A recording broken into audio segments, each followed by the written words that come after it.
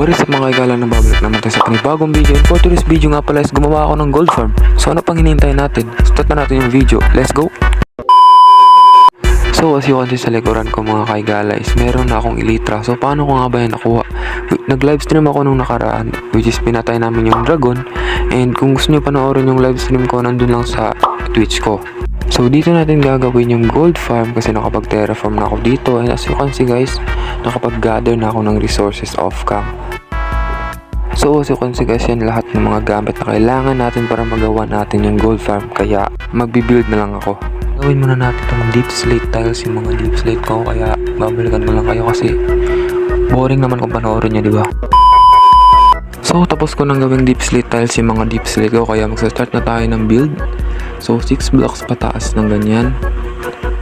Yan. Tapos dalawa sa gilid, sa right side, and isa dyan. And 5 dito. So kung gusto niyo yung full tutorial kung paano gawin tong gold farm na to is punta lang kayo sa YouTube and search nyo yan. Yung video na yan. Yan. So tapos ko na gawin yung platform dito. So next naman is gagawa tayo ng trident killer. So karamihan sa inyo alam niyo naman to paano gawin.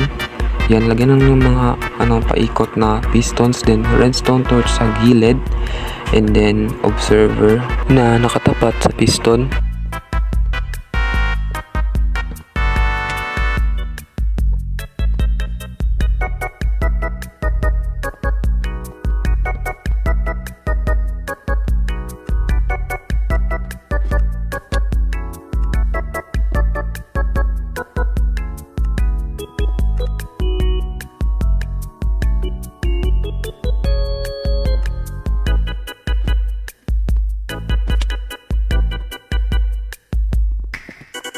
As you can see po, tapos ko na po gawin yung trident killer. So gumagana na po siya, ayan. So gumagana na siya.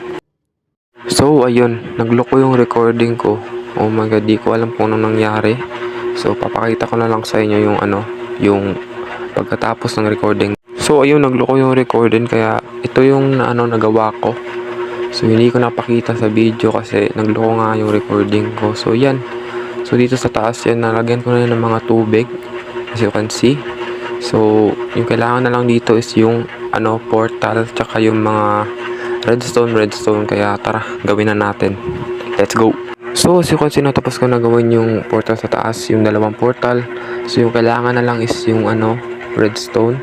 So, gagawin na natin siya ngayon. Let's go. Punan muna natin yung mga gamit dyan, yung mga redstone repeater and yung hindi pala kailangan yung redstone dyan, comparator repeater lang pala. Tulog muna tayo, hindi pala pwede. So dito natin lalagay yung lever. Lagyan muna natin ang platform dito para hindi tayo malaglag. Yan, so dyan natin lalagay yung lever sa taas na yan. Lagyan muna natin ng ganyan. So 8 dapat yung blocks dyan. 1, 2, 3, 4, 5, 6, 7, 8. Then 21 blocks dito.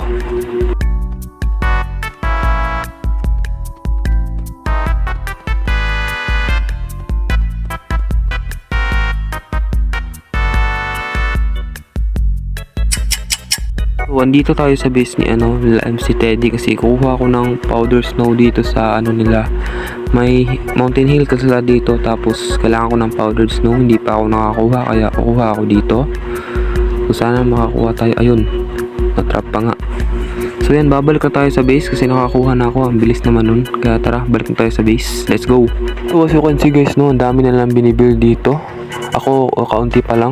Kaya babalik na tayo sa base. So as you can see guys, nakauwi na ako and tapos ko na gawin yung redstone pero may kulang pa. So dito sa taas may kulang pa tayong gagawin. So gagawin na natin siya ngayon. So kunin muna natin yung sticky piston dyan and ilalagay natin siya sa taas ng redstone torch. So gawin na natin ngayon. Punta muna tayo dyan sa redstone torch na yan.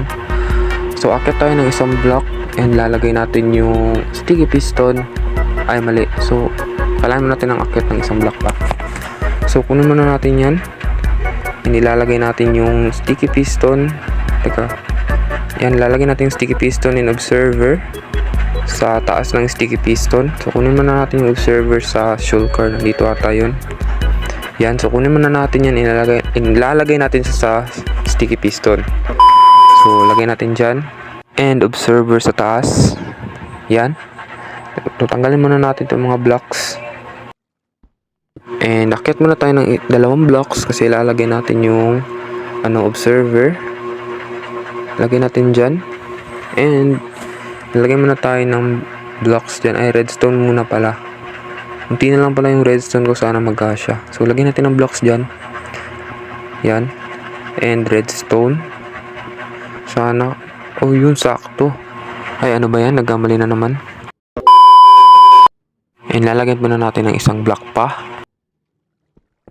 And lagyan natin ng dispenser yung magkabilang gilid, yung dalawang sides. Kunin muna natin yung dispenser and ilalagay natin dyan punta muna tayo dito and lalagay natin ng ganyan. So sa kabila naman, punta tayo dito tapos ilagay natin yung dispenser. Ay, ano ba yan? Mali. Ay, ano ba yan? Nalaglag pa. Balikan ko lang siguro kayo pag tapos na ako. So ayun, tapos ko na po gawin yung gold farm. As you can see sa likuran ko, gumagana na po siya. So mag-AFK ako dito mamaya pag tapos ko ng ma-edit to. So yun lang muna para sa araw na to. Sana nag-enjoy kayo sa video ko. Don't forget to smash that like button. Pa-follow na rin ako sa TikTok ko kasi malapit na tayo mag 2K. May malayo pa pala. So yun lang muna para sa araw na to. Sana nag-enjoy kayo sa video ko. Paalam.